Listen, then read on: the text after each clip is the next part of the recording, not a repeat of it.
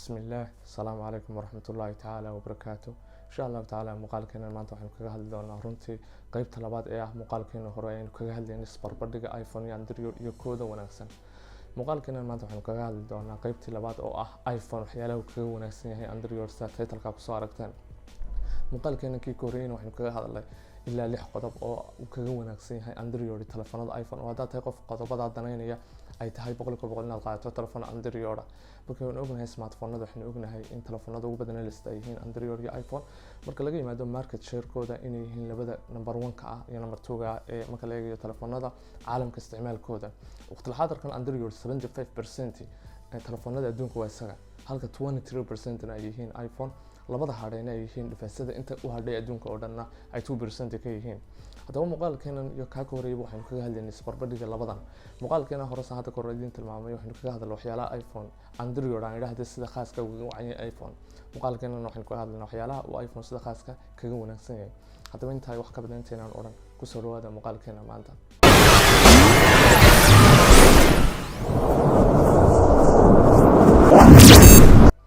haddii aan ku bilowdo qodobkooda waxa weeye waa Face ID dabcan waxaan ognahay telefoonada dambe smartphone-nada dambe inay soo kordhiyeen aalado ah in wajigaaga ay aqoonsan karaan as biometric iyagoo wajigaaga garan kara si ay u furaan marka la eego telefoonada u dambeeyay tusaale hadda halkan waxaa ka muuqda telefoon Samsung S8 iyo soo kale waxaan haynaa telefoon iPhone X ama iPhone 10 haddaad isbarbar dhigto wajigooda iyo Face ID-gooda waxa wanaagsan boqolkiiba iPhone xitaa waqtiyada habeenkii si cad buu iPhone uga wanaagsan yahay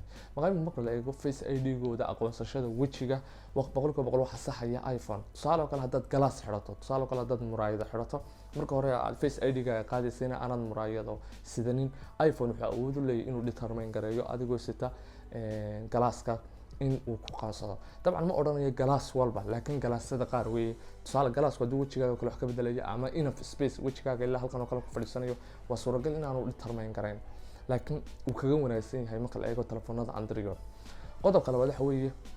marka loo yimaado dust proof iyo waterproof waxaan ognahay in tusaale telefoonka halkan ku hayo waa waterproof waa full waterproof waa Samsung S8 haddii aad biyo dhex dhigto telefoonkan hadda halkan ay ka muuqanaya ma galayaan biyo si lamida marka la eego telefoonada Android iyo iPhone waxa full waterproof ama dust proof aynu oran karnaa waa telefoonada iPhone tusaale kale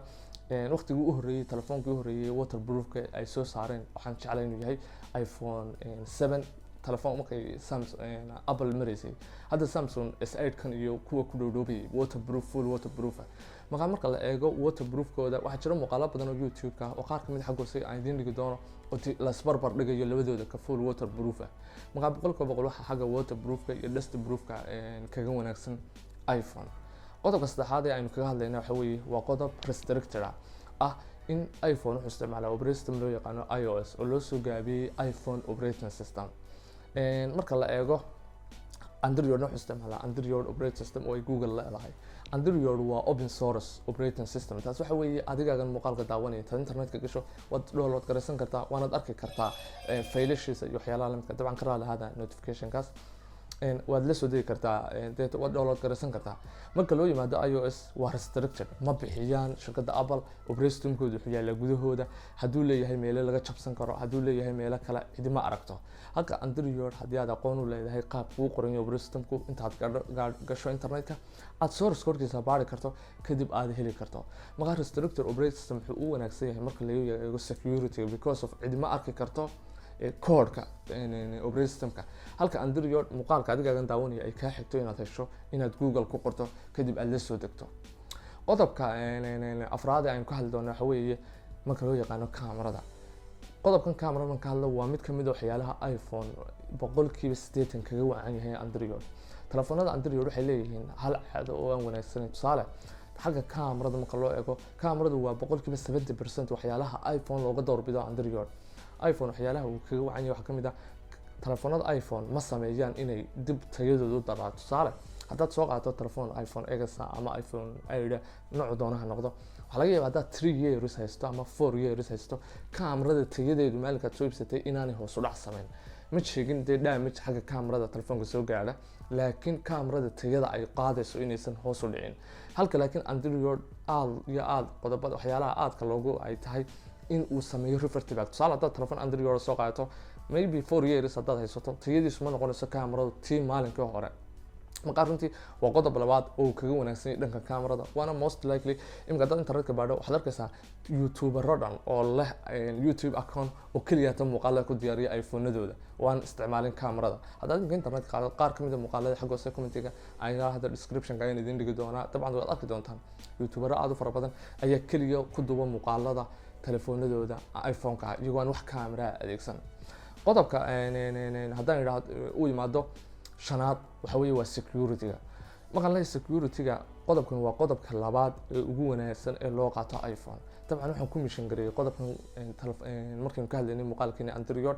tusaale haddaad eegto imika dadka ugu caansan 70% waxay isticmaalaan qalabka iphone, qalabada shirkadda Apple aan idhaahdee telefoonada iphone inta ugu badan dadka caanka ama dadka hantida laba isticmaalaan. sababta waxa weeye dhammaan telefoonada iphone qalabka ku jira siduu u dhan yahay shirkadda Apple baa iskale. tusaale telefoon Samsung aan halkan ku hayaa waxaa ku jira Android oo ah operating systemka Android, waxaa iskale Google. telefoonkan Samsung birtan aan imika halkan ku hayana hardware-kan dabcan hayana Samsung baa iskale, application-nada ku jirana dad gaar ah iskale. waxaan ku weydiiyay haddii tusaale telefoonkaaga xog muhiim kugu jirto oo inta moolkaaga la jabsado lagala baxo xogtii, bal khaladka yaa responsibility-ga leh, ma waxaa laga soo wareegay Android baa la jabsaday oo operating systemka cilada leh, ma Samsung ba iyadu hardware-keedan backdoor garaysay,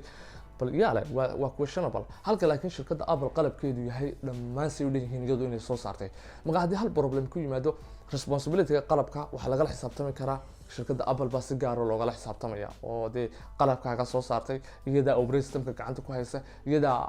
store-ka lagala degaya app store-ka iyadaa maamulaysa, iyada telefoonka siduu u dhan yahay iyadaa full control ah, iyadaa updateska soo diinaysa. marka ma jiro wax iyada ka baxsan oo aad ku tirsan iCloud oo ah email account aad u isticmaalayso mobilkaaga aad isku register gareynayso iyagaa leh. marka waa mid ka mid ah security waxyaalaha ugu muhiimsan ee iPhone iyo Android marka la isbar bandhigayo uu kaga wanaagsan yahay iPhone Android. qodobka ugu dambeeya waxa weeye aynu ka hadlayna waa restricted. tusaale oo kale qodobka markaan ka hadlayna waxa weeye iPhone waa operating system restricted halka Android aanu ahayn restricted. runtii markaan leenahay restricted waa waxyaalaha qaar ayuu muhiim u tahay. tusaale oo kale hadduu limit leeyahay waxaa jira waxyaalaha aanay samayn karin developerska mobilku, halka marka la joogo Android yani limitkiisu uu yar yahay oo uu yahay almost mid madax bannaan oo aad samayn karto application kasta oo ka fakari karto. marka runtii taas waxay faa'iido u leedahay waxyaalaha lagu samayn karo. marka Apple waxay runtii isticmaashaa limit. tusaale kale haddaad eegto operating systemkeeda computerada ee Mac waa limit, haddaad eegto keedan telefoonada ee iOS ama iPhone operating systemna waa limit. marka runtii ilaa 6 qodob baynu doonaa muuqaalkan inaan ku kulsano aynu doonayno inaynu kaga hadlo isbarbardhigooda. labadoodaba runtii markaad eegto waa laba mobile oo aanad odhan karin ka kale ka wanaagsan yahay. laakiin dabcan haddaad tahay 6 qodob aynu kaga hadlay muuqaalkan